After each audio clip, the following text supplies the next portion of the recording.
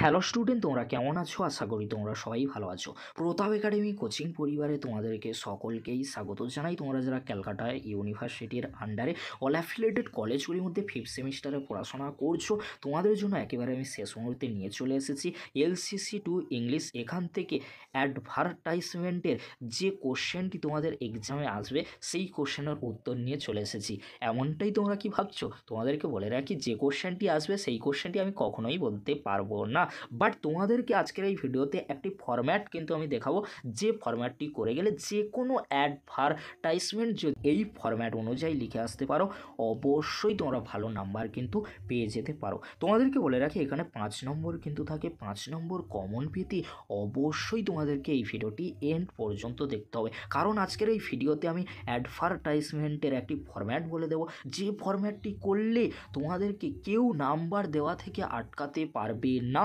চলো বেশি দেরি করবো না, প্রথমে তোমরা দেখে নাও প্রিভিয়াস ইয়ারে যে কোশ্চেনগুলি এসেছিলো। 2021 সালে যে দুটি কোশ্চেন এসেছিলো, 2022 সালে যে দুটি কোশ্চেন এসেছিলো, তোমরা ভালো করে দেখে নাও অ্যাডভার্টাইজমেন্ট থেকে।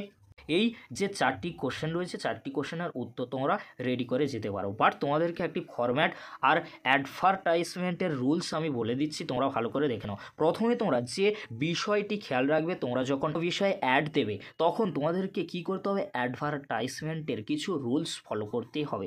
শর্ট টাইটেল বা হেডিং তোমাদেরকে ভালো করে দিতে হবে। মিনিমাম ওয়ার্ডস তোমাদেরকে কিন্তু একটি দিতে হবে। No need to make complete sentence, অর্থাৎ তোমাদেরকে ভালো ভালো কিন্তু সেন্টেন্স ইউজ করতে হবে। অনলি দ্য নেসেসারি ইনফরমেশান, অর্থাৎ কি ইনফরমেশান রয়েছে সেই ইনফরমেশানগুলি ভালো করে দিয়ে দিতে হবে।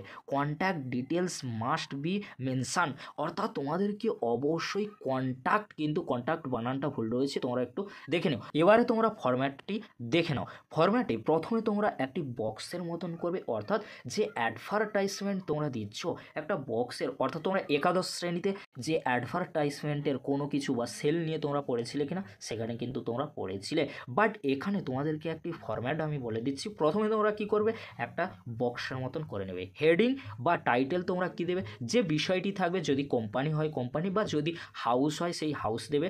ফুড যদি হয়ে থাকে বা হোটেল হয়ে থাকে, অবশ্যই তোমরা টাইটেল বা হেডিংয়ে ভালো করে দিয়ে দেবে। যেমন আমি হাউস ফর সেল এই বিষয়টি নিয়ে একটি কোশ্চেন দেওয়া হয়েছে, তাহলে টাইটেল অর্থাৎ তোমরা মাঝখানে ওপরে বড় বড় করে লিখে দেবে হাউস ফর সেল। তারপরে মিনিমাম ওয়ার্ডস 10 থেকে 50টা ওয়ার্ডস তোমরা দিয়ে দেবে। মানে ভালো ভালো কিন্তু সেন্টেন্স ইউজ করতে হবে, অর্থাৎ যে বিষয়গুলি দেখলে মানুষ অনুপ্রাণিত হবে আর মানুষ এই অ্যাডভার্টাইজমেন্টটা ভালো করে পড়ে দেখবে, অর্থাৎ পরীক্ষক তোমার লেখাটা কিন্তু ভালো করে পড়ে দেবে। এখানে যদি তোমরা ভালো করে লিখে দিতে পারো, তাহলে এখানে তোমরা কিন্তু 2 থেকে 3 নাম্বার পেয়ে যেতে পারো, কারণ টাইটেল বা হেডিং থেকে 1 নম্বর, আর কন্ট্যাক্ট ডিটেলস থেকে কিন্তু 1 নাম্বার, আর এই যে বডি বা মিনিমাম ওয়ার্ডস আমি যেখানে রেখেছি এখান থেকে কিন্তু 3 নাম্বার অনায়াসেই তোমরা, অর্থাৎ 5-এর 5 কিন্তু পেয়ে যেতে পারো। এখানে যে বিষয়টি তোমরা খেয়াল রাখবে, মনে করো আমি হাউস নিয়ে সেল করছি, তাহলে হাউসের বিষয় আমাকে বলতে হবে। যেমন আমি দিয়েছি দেখো, spacious 3 BHK Billah in green valley with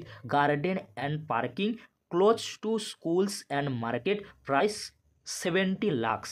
তাহলে তোমরা আশা করি বুঝতেই পারছো যে আমি এখানে কি বলছি। যে বিষয়টি নিয়ে তোমরা লিখবে সেই বিষয়ের প্রথমে তোমরা ভালো করে লিখে দেবে, এমনভাবে লিখবে যাতে পরীক্ষক কিংবা তোমরা যে অ্যাডভার্টাইজমেন্ট দিচ্ছ সেটা পরীক্ষক দেখে যদি খুশি হয়ে যায়, প্রথমে যে বিষয়গুলি গুরুত্বপূর্ণ রয়েছে সেইগুলি তোমরা সেন্টেন্স আকারে লিখে দাও, তাহলে তোমরা অনায়াসেই কিন্তু এখানে 5-এর 5 না পাও, 5-এর 4 কিন্তু অবশ্যই পেয়ে যাবে এই বিষয়গুলি তোমরা যদি খেয়াল করো। ভিডিওটি আজকের এখানেই শেষ করছি, আশা করি তোমাদের সকলেরই হেল্পফুল হয়েছে। ভিডিওটি দেখার জন্য তোমাদেরকে অসংখ্য ধন্যবাদ।